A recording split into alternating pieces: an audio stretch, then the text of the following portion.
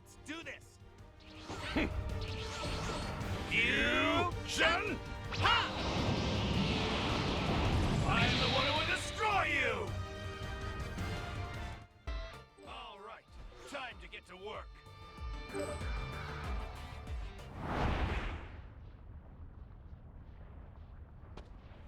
I am neither Goku nor Vegeta. I am the man who will defeat you!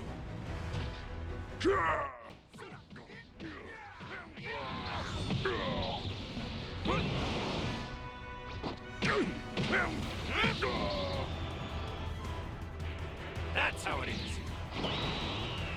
I am the one who will destroy you! Big Bang! Kamehameha!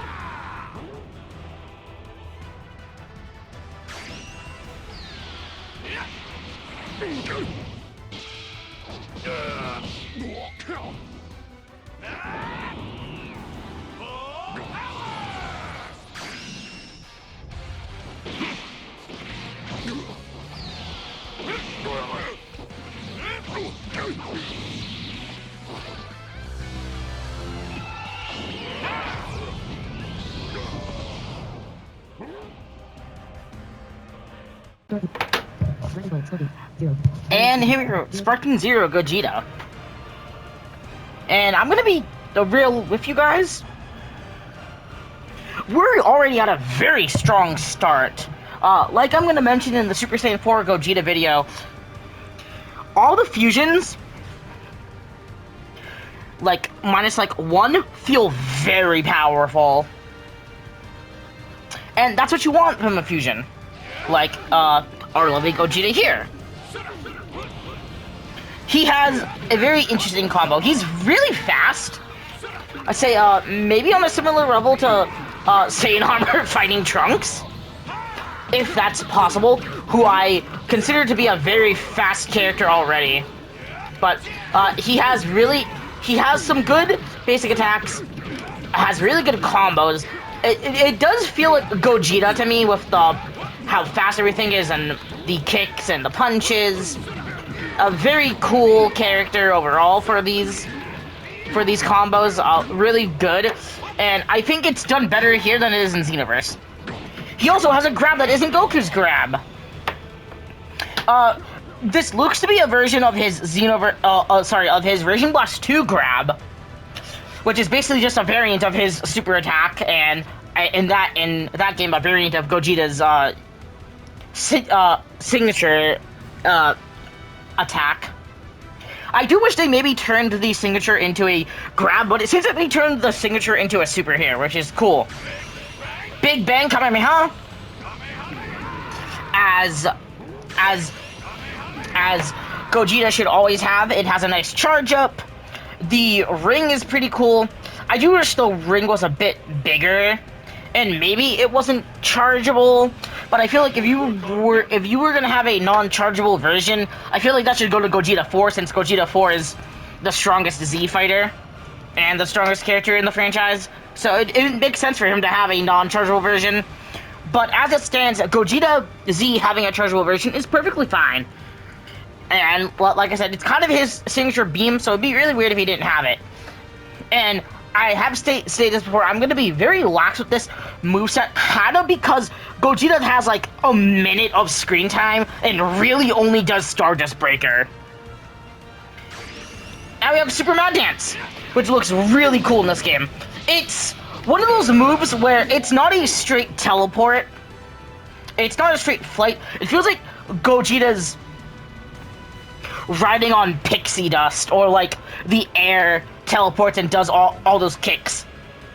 It's a very nice move with a nice charge up, really nice animation. It feels very ethereal. He's just here to do his job in kicking them.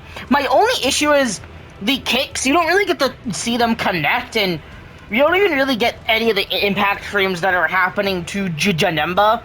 We just get like that shot of Gogeta, which, yes, it's a cool shot, but I actually want to see my opponent getting barraged by the kicks to feel really powerful. His ultimate is very similar. It feels like he is definitely floating on wind. That kick is really nice. The charge up effect of that is nice. All three kicks are really good. I do wish we got to see more of the kicks, similar to how it looks in Raging Blast 2, but I might argue and say this is the best that Stardust Breaker has looked, besides the improvements that Raging Blast 2 made to it. This one feels really strong. I do think its speed is not a detractor, just because it's really fast in the movie, if I believe correctly.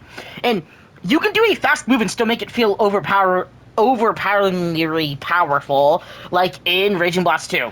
The charge up here, seeing it get fully charged up, get crushed in his hand, and then him flick it at the opponent, and then that, like, kind of flare shape. Very cool. Overall, I think the hype for Gogeta Z coming back is well earned. And he's one of the better base game characters. I would say he's one of the best base game characters.